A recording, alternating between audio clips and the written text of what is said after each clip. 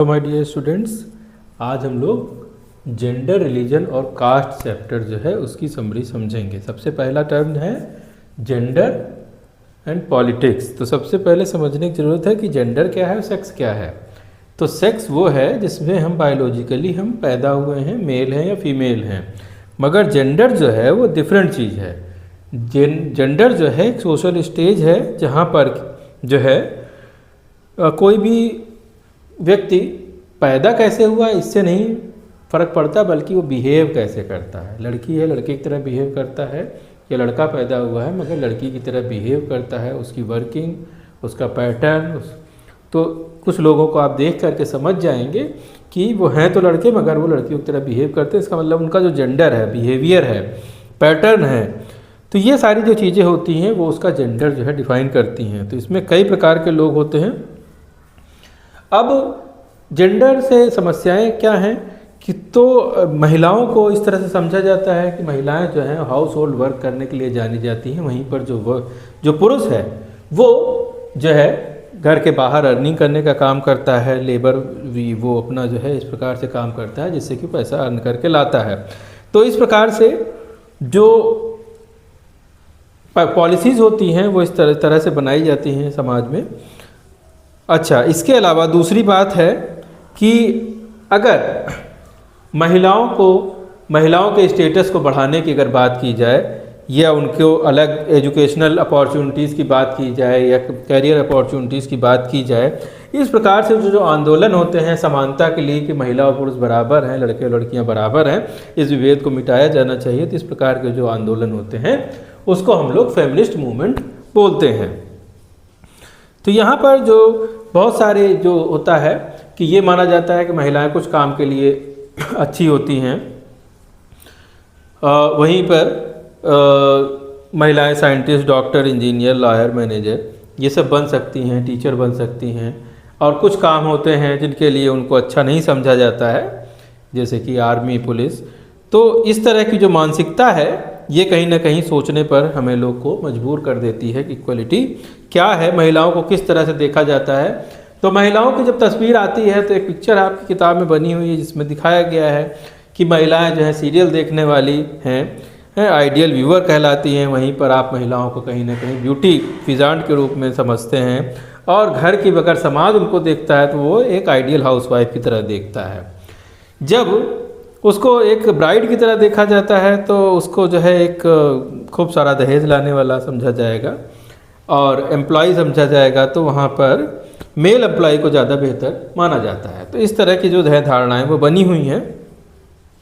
तो हमारा जो समाज है पैट्रियार्चल सोसाइटी है। पैट्रियार्चल सोसाइटी का मतलब होता है ऐसा समाज जहाँ पर जो पुरुष है उसको प्रमुखता दी जाती है, उसकी बात को सुना जाता है, उसकी बात को महत्व दिया जाता है। अब इससे क्या होता है कि बहुत सारे डिस्क्रिमिनेशन हो जाते हैं एजुकेशन को लेकर के, हेल्थ इश्यूज़ को लेकर के। देखिए बहुत सारे घरों में देखा गया है कि लड़के और लड़की को अगर पढ़ाने में कि अगर माँ बाप सक्षम हैं तो वो लड़के को पढ़ाना प्रेफर करेंगे मगर लड़कियों को नहीं पढ़ाते। ये असमानता बनी हुई है। वहीं पर अगर लड़का बीमार हो जाए तो उसके लिए दौड़ पड़ेंगे अस्पताल और हॉस्पिटल, और वहीं पर अगर महिलाएं, लड़कियां बीमार हो जाएं तो उनकी झाड़ फूँक शुरू हो जाती है, या उनके जो है नज़र उतारनी शुरू कर दी जाएगी। तो इस प्रकार की भी व्यवस्थाएं होती हैं। तो ये एक प्रकार की असमानता है जो कि हमारे समाज में देखने को आती है। ये जो असमानता है वो लिटरेसी रेट के रूप में भी समझ में आती है। जैसे कि जो लिटरेसी रेट है भारत में, जो सेंसस हुआ उसमें 2011 में ये पाया गया कि जो मेल है वो 76% जो है एजुकेटेड है, वहीं पर जो फीमेल है वो 54% जो है एजुकेटेड पाई गई। तो इस प्रकार से जो कंपैरिजन है, वहीं पर जब टाइम यूज़ की बारी आती है, टाइम यूज़ सर्वे किया जाता है, तो वर्क की अगर बात करें तो जो वर्क आवर्स हैं वो पुरुष जो है 6 घंटे काम करता है, वहीं पर महिलाएं जो है औसतन 2.4 घंटे काम कर रही हैं। यहीं पर अगर हाउस होल्ड वर्क की बात करें तो पुरुष जो है वो आधे घंटे समय बिता रहा है, वहीं पर जो महिलाएं हैं वो 5-5 घंटे तक का काम कर रही हैं। बाकी जो आंकड़े हैं लगभग बराबर हैं, इसलिए उनको कंसीडर नहीं किया है।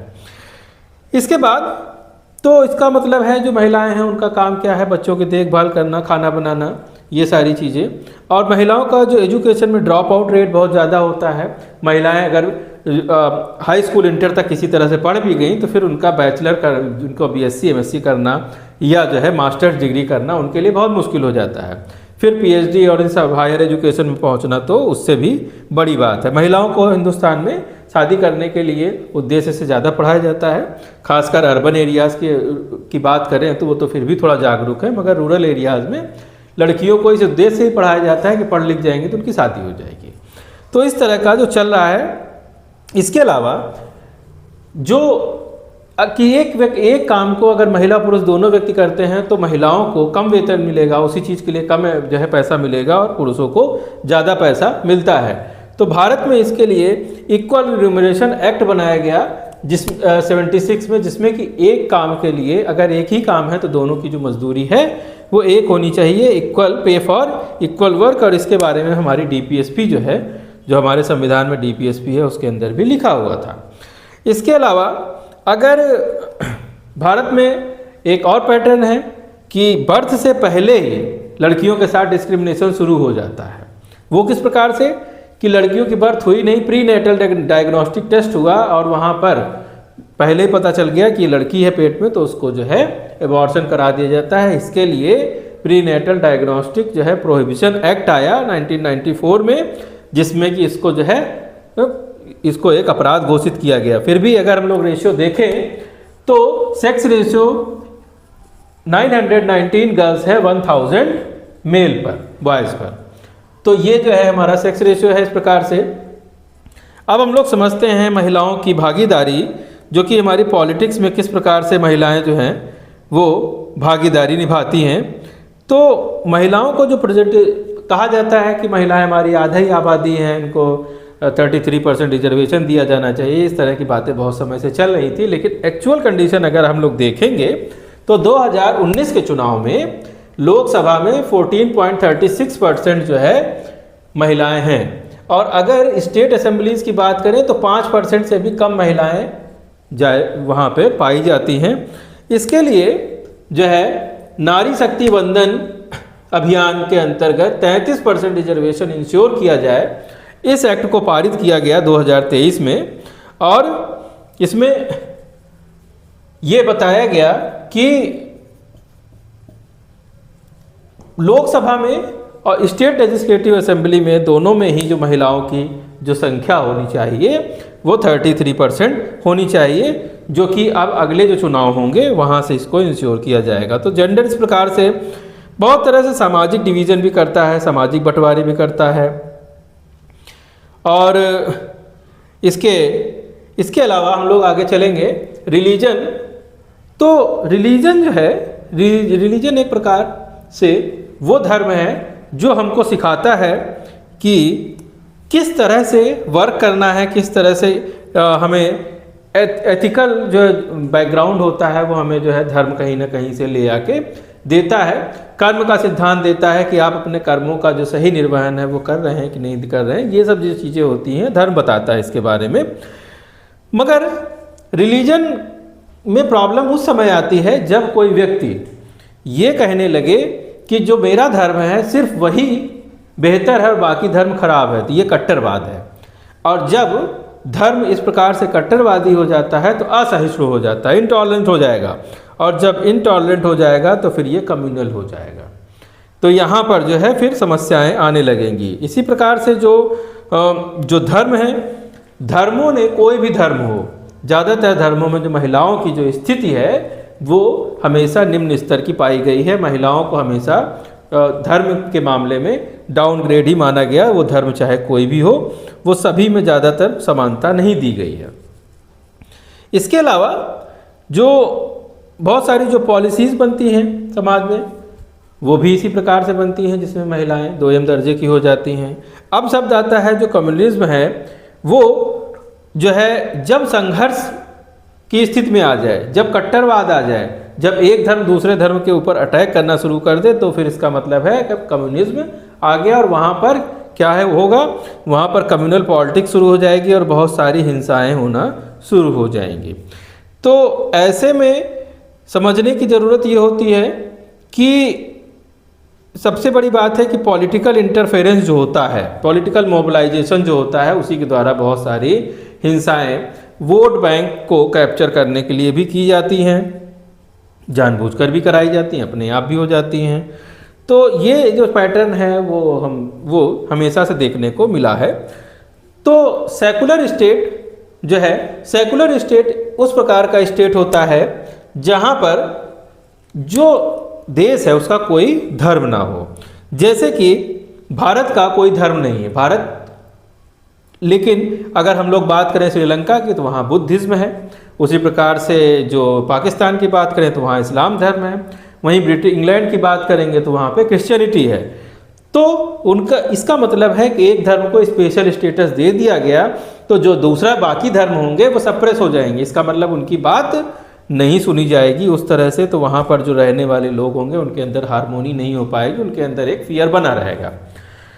तो कॉन्स्टिट्यूशन इस प्रकार से भारत का जो संविधान है वो प्रोवाइड करता है हमें लोग को सुविधा कि आप किसी भी धर्म को फॉलो कर सकते हैं, प्रैक्टिस कर सकते हैं, उसको फैला सकते हैं, किसी धर्म को अपना सकते हैं, किसी पंथ को आप मान सकते हैं। ये सारी सुविधाएं भारत के संविधान में दी गई है।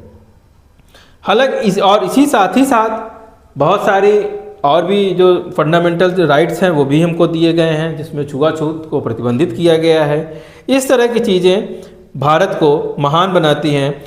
भारत में जो कास्ट इनइक्वलिटी है, कास्ट की जो पॉलिटिक्स है, तो कास्ट जो है जिस प्रकार से जेंडर और रिलीजन होते हैं एक प्रकार से सामाजिक बंटवारा है, तो कास्ट जो है सबसे ज़्यादा सामाजिक रूप से बंटवारा है, जहाँ पर एक व्यक्ति एक ही प्रोफेशन को कर सकता है। बहुत ही ज़्यादा यहाँ पर रिजिड हो जाता है और ये इनइक्वलिटी को बढ़ाता है। यहाँ पे जो ऑक्यूपेशन होता है एक जनरेशन से दूसरी जनरेशन तक पास होता रहता है। मतलब कि अगर कोई दास का कोई स्लेव है तो उसका जो बच्चा होगा वो उसी तरह के मीनियल वर्क करेगा, या जो पढ़ने वाले लोग हैं उनके बच्चे पढ़ने वाले काम करेंगे। इस तरह से ये एक सोसाइटी बनती है।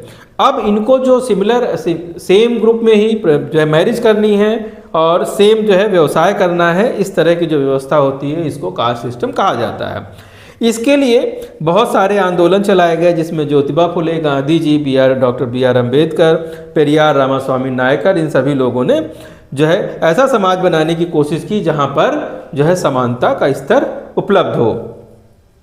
तो यहाँ पर जो अर्बनाइजेशन है, ऑक्यूपेशनल मोबिलिटी है, कास्ट हायरार्की है, ये सारी चीज़ें जो है ये समझने की ज़रूरत है।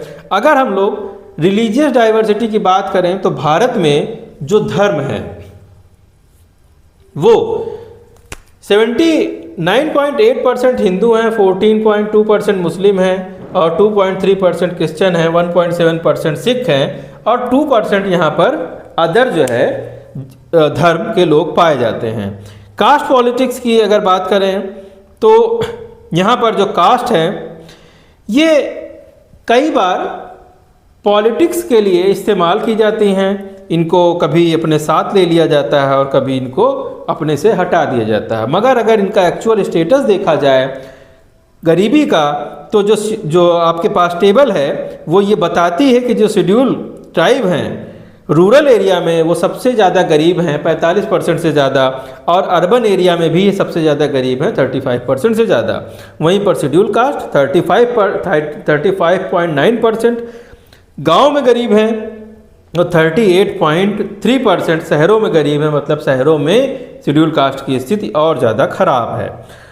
वहीं पर अगर आप अपर कास्ट की सिख की कम्युनिटी की बात करेंगे तो गांव में 0% जो है रूरल गरीबी है और वहीं पर शहरों में 4.9% गरीबी है। तो इसका मतलब ये जो डिफरेंस है काफ़ी ज़्यादा है। हिंदू अपर कास्ट की बात करें तो गांव में जो गरीबी है 11% है और अर्बन में गरीबी जो है वो 9.9% है। तो ये जो डिफरेंस है वो ये दिखाता है कि जो शेड्यूल कास्ट और शेड्यूल ट्राइब है, जो गरीबी की मार है उसके ऊपर बहुत ज़्यादा होती है बाकी अदर लोगों से। तो पार्लियामेंट्री जो है बहुत सारी रूल एंड रेगुलेशन बनाए जाते हैं जिससे कि इनका जो रिप्रेजेंटेशन है उसको समझा जा सके। और क्योंकि होता ये है कि शेड्यूल कास्ट, शेड्यूल ट्राइब और अगर भारत की बात करें तो लगभग 16% जो है शेड्यूल कास्ट हैं, वहीं पर 16.6% शेड्यूल कास्ट, 8.6% शेड्यूल ट्राइब, और वहीं पर दूसरे जो आंकड़े बताते हैं कि 41% ओबीसी हैं। इसका मतलब 3/4 जो आबादी है हिंदू पॉपुलेशन की, वो ऐसे क्लास से आती है जिनके जो कि गरीब तबके से होते हैं। तो यहाँ पर जो पॉलिटिक्स होती है वो इन सबको ध्यान में रख के बनाई जाती है, जिससे कि जो वोट है वो गेन किया जा सके, और कुछ योजनाएं भी बनाई जाती हैं जिसका उनको लाभ भी मिलता रहता है समय समय पर। तो ये सारी जो चीज़ें हैं वो हमें इसमें समझने की ज़रूरत थी। Thank you.